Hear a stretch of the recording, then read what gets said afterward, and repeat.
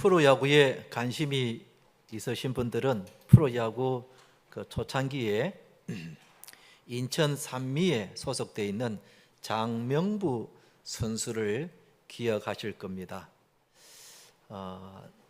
별명이 너구리라는 별명을 가진 선수였는데 한 해기에 30성을 거둘 정도로 아주 굉장한 슈퍼스타였습니다. 요즘 말로 하면 이대호 또 유현진 같은 그런 그 당시에 프로야구계에서는 모르는 사람이 없을 만큼의 굉장한 슈퍼스타였고 승승장구했던 선수였습니다. 그런데 1991년도에 마약 사건으로 인해서 결국 선수 생활을 그만두고 일본으로 가고 말았습니다. 그로부터 세월이 지난 후에 일본에서 마작하는 집에서 숨진 채 발견이 되었습니다. 그때 나이가 겨우 54살이었습니다.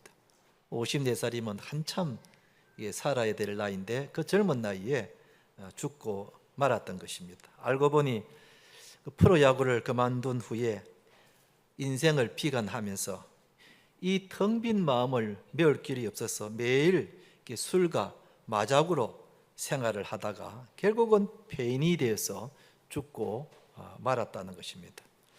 이 장명부 선수는 자기 인생이 얼마나 소중한가를 깨달지를 못했기 때문에 결국 아무렇게나 살다가 죽고 말았던 것입니다. 여러분, 내가 얼마나 소중한 존재인가를 깨달아야 합니다. 내 인생이 얼마나 소중한지, 내 생명이 얼마나 소중한지, 우리 가정이, 내 존재가, 내가 지금도 숨을 쉬며 살아가고 있는 이것이 얼마나 소중한가를 우리가 깨달아야 합니다. 아멘.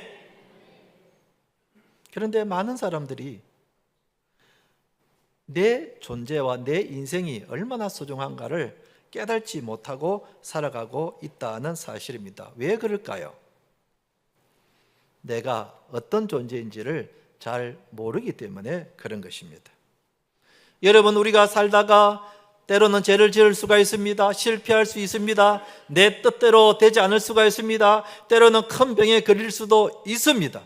그러나 그런 인생의 고난을 만나더라도 내가 어떤 존재인가를 분명하게 알고 있으면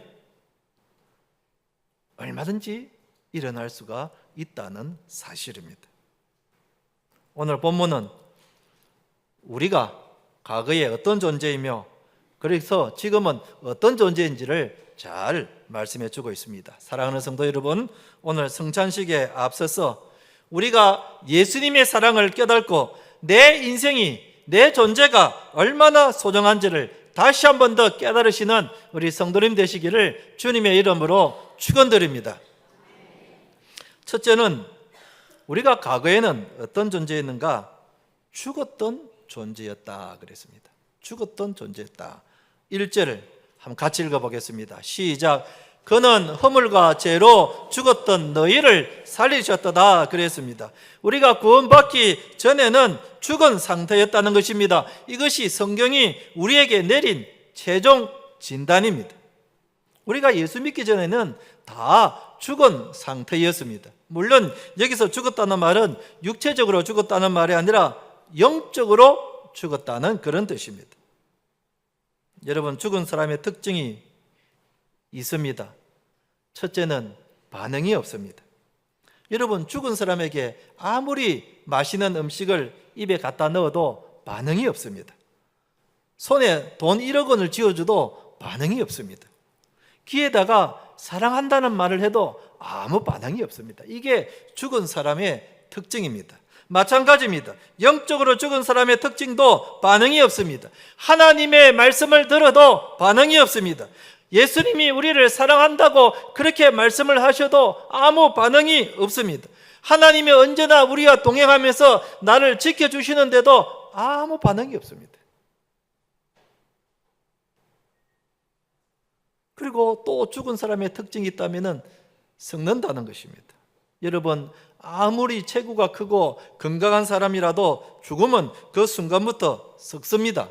그래서 사람이 죽으면 빨리 그 시체를 보관하는 냉동고에 안치실에 넣어버립니다. 그렇지 않으면 썩어버립니다. 마찬가지입니다. 영적으로 죽은 사람의 특징도 썩습니다. 마음이 부패합니다. 생각이 타락해집니다. 죄를 지어도 부끄러운 줄 모릅니다. 그래서 온갖 탐욕과 이기심과 엄란의 마음을 가지고, 썩은 마음을 가지고 살아가게 되는 겁니다.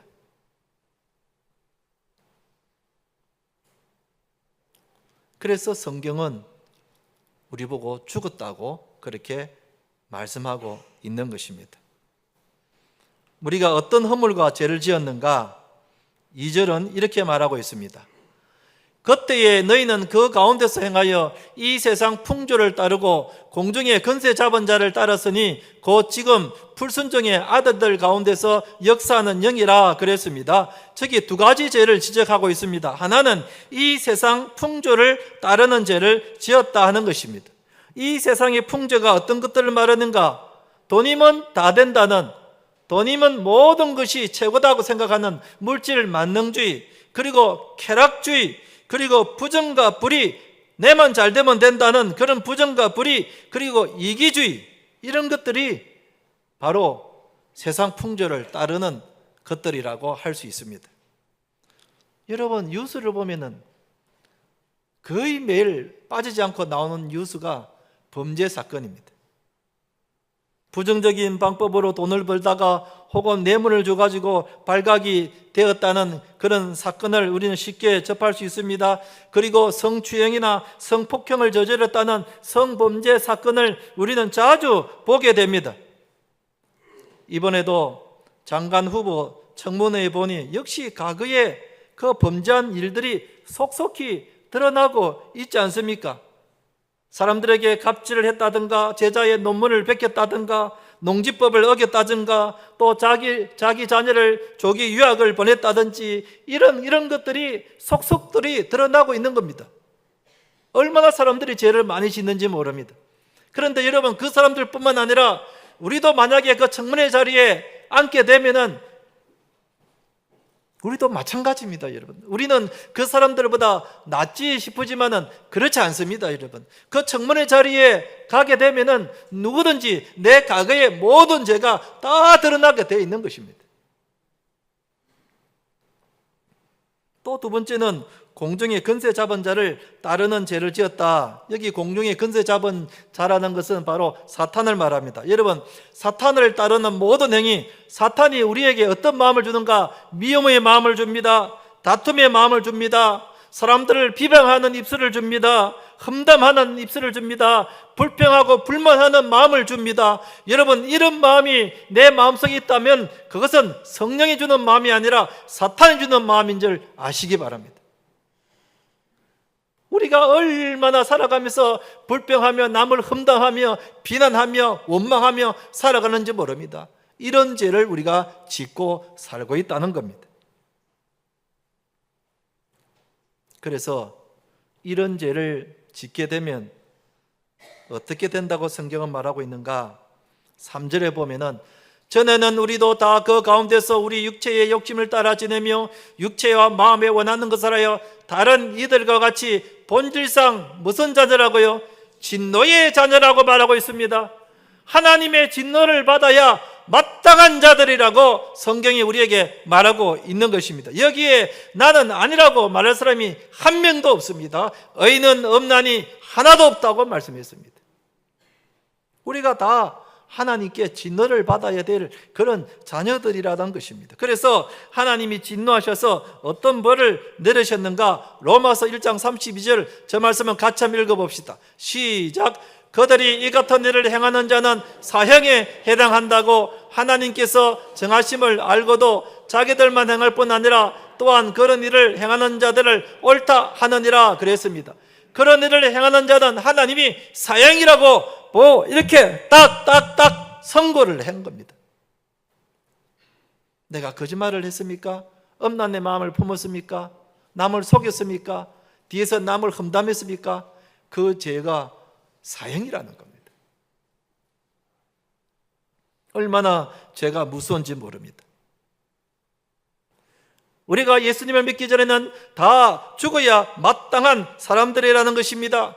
불신자들과 똑같이 세상 풍조를 따르고 나만 알고 이기적이고 남을 비방하며 육체의 욕심을 따라 살았기 때문에 우리가 다 본질상 진노의 자녀였고 사형선고를 받아야 마땅한 자들이라는 것입니다. 그러니 나는 죽어야 마땅한 자다는 것입니다. 한번 따라합시다. 나는 죽어야 마땅한 자입니다. 성경이 우리에게 그렇게 말하고 있습니다. 그런데 여기까지만 본다면 정말 우리는 소망이 없는 자들입니다. 장명부 시처럼 살다가 우리가 실패를 경험하게 되고 내 뜻대로 되지 않게 되고 몹쓸 병에 걸리게 되고 가난하게 되면은 우리도 절망하고 폐인이 될 가능성이 많은 겁니다. 그런데 성경은 우리에게 복음인 것입니다. 그 다음의 말씀이 우리에게 있기 때문에 소망이 있는 것이고 우리가 힘을 낼 수가 있는 것입니다. 이렇게 죽어야 할 우리들이 두 번째로 하나님이 어떻게 해주셨는가? 살리셨다는 것입니다. 죽어야 마땅한 우리들을 하나님이 살려주셨다는 것입니다. 5절 말씀을 우리 같이 한번 읽어보겠습니다. 시작. 허물로 죽은 우리를 그리스도와 함께 살리셨고 너희는 은혜로 구원을 받은 것이라 그랬습니다. 이 문장에서 보면은 주어는 보이지 않지만은 주어는 하나님이시고 목적어는 우리고 동사는 살리셨다는 것입니다. 그러니까 하나님이 죽을 우리들을 다시 살려주셨다는 것입니다. 할렐루야. 우리가 죄로 인하여 죽어 마땅한 자들인데 하나님이 우리를 살려주셨다는 것입니다. 이게 복음인 것입니다. 어째서 우리가 살게 되었는가? 하나님 나를 살려주옵소서. 하나님 나는 죽게 되었사오니 내 죄로 인해서 죽게 되었사오니 나를 살려주옵소서. 막 하나님 다리를 붙잡고 막 살려달라고 애걸복걸하고 막 매달려서 그래서 우리가 살게 되었는가? 아닙니다. 전혀 아닙니다. 어떤 사람이 교통사고를 당해서 중환자실에 들어왔는데 아무 의식이 없이 누워있다고 해봅시다. 여러분, 이 환자는 의식이 없기 때문에 자기가 살아야 되겠다는 그런 의지나 노력이 전혀 없습니다. 옆에 의사가 왔지만은 의사에게 제발 나를 살려달라고 그렇게 부탁도 하지도 못합니다. 전혀 의식이 없기 때문에 그냥 그렇게 누워있는 겁니다. 산소 마스크를 쓰고 누워있는 겁니다. 그런데 의사가 이 환자를 밤새 최선을 다해서 수술을 해가지고 이 죽어가는 환자를 살려낸 겁니다. 여러분, 우리가 바로 이 중환자와 같은 그런 상태였습니다. 우리가 살고 싶다고, 내가 구원받고 싶다고 발버둥 친 것이 아닙니다. 나는 그야말로 의지도 없고 그런 소망도 없고 그렇게 부탁한 적도 없었습니다. 그런데 하나님이 그런 나를 살려주신 것입니다. 하나님이 죽어가는 나를 구원해 주신 것입니다. 할렐루야. 이게 얼마나 놀라운 일이고 이게 얼마나 은혜가 되는지 모릅니다. 여러분, 우리 가운데에 하나님 내 구원해 주옵소서, 내 천국 가고 싶습니다, 그래서 내가 구원받는 것이 아니라는 겁니다. 우리는 천국이 있는지도 모르고 예수님을 믿어야 되는지도 모르고 천지도 모르고 지옥 가는 길도 모르고 그냥 가고 있었는데 하나님이 그런 나를 구원해 주신 것입니다. 그런데 하나님이 우리를 어떻게 살려주셨는가? 5절 말씀을 다시 한번 읽어보겠습니다. 시작. 허물로 죽은 우리를 그리스도와 함께 살리셨고 너희는 은혜로 구원을 받은 것이라. 예수님과 함께 우리를 살려주셨다는 것입니다. 무슨 뜻인가? 예수님이 2000년 전에 우리의 모든 죄를 지시고 십자가에 못 박혀 돌아가셨습니다. 그런데 사흘 후에 하나님께서 그 예수님을 다시 살려주셨는데 그때 나도 살게 됐다는 것입니다. 시간적으로 보면은 과거의 일이지만은 예수님의 십자가의 효력은 지금까지도 그 효력이 유지되고 있는 것입니다. 그래서 우리는 예수님 때문에 다시 살게 되었다는 것입니다.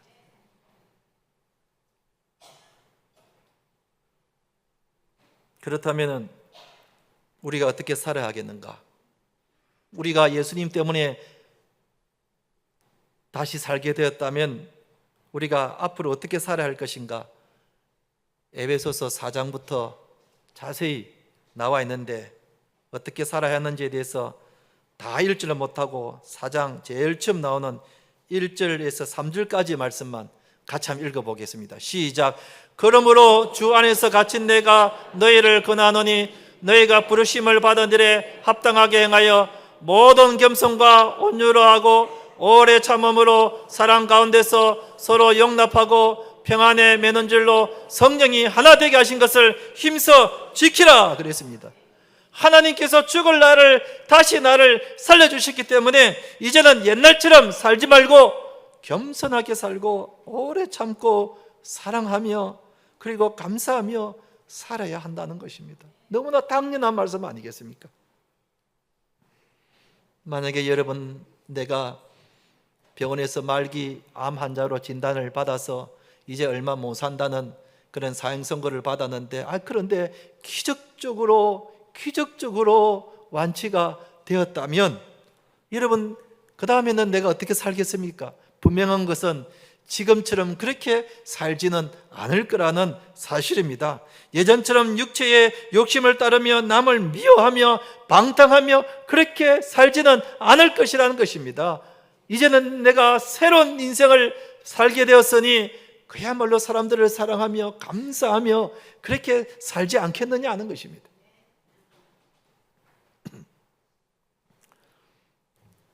제가 어느 책에서 이런 글을 본 적이 있습니다. 한번 잘 들어보시기 바랍니다. 음식이 맛없다고 불평하려거든 먹을 것조차 없는 가난한 사람들을 생각하라. 삶에 대해 투덜대려면 너무 일찍 저 세상으로 간 일을 생각하라. 당신의 직업에 불만이 있거든 실업자들과 당신 직업이라도 갖기를 갈구하는 이들을 생각하라. 손가락질하거나 남을 비난하고 싶거든 우리 중에 죄 없는 자가 하나도 없다는 것을 기억하라. 우울한 생각이 나를 짓누르거든 보잘것없는 나를 여전히 사랑하시는 하나님을 생각하라.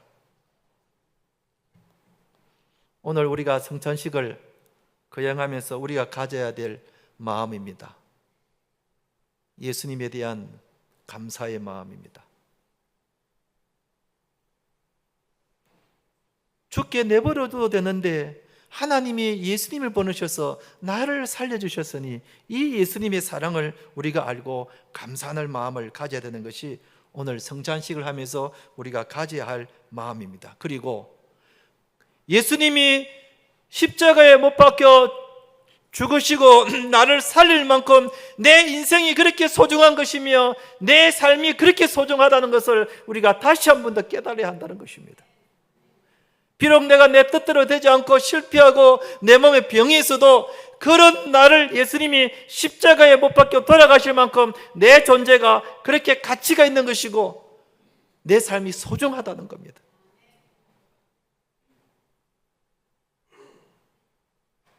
그것을 깨닫게 해주신 분이 바로 우리 예수님입니다. 예수님이 그렇게 나를 사랑하신다는 겁니다. 그 사랑을 우리가 깨닫는다면 하루하루 내 삶을 우리는 의미 있게 보내게 될 것이고 내 인생 하루하루가 다 가치 있게 보이는 것이고 소중하게 보이는 것입니다. 한번 따라합시다. 예수님 감사합니다. 예수님 감사합니다. 이제 말씀을 맺겠습니다. 오늘 성찬식을 거행하면서 우리는 사실은 내 허물과 죄로 죽어야 마땅한 자들인데 하나님이 예수님을 통해서 나를 살려주셨습니다. 이제 새로운 삶을 사는 우리도 예수님을 본받았어. 사람들을 사랑하며 그만큼 내 인생이 가치 있다는 것을 깨달으시는 우리 성도님들이 되시기를 주님의 이름으로 축원드립니다.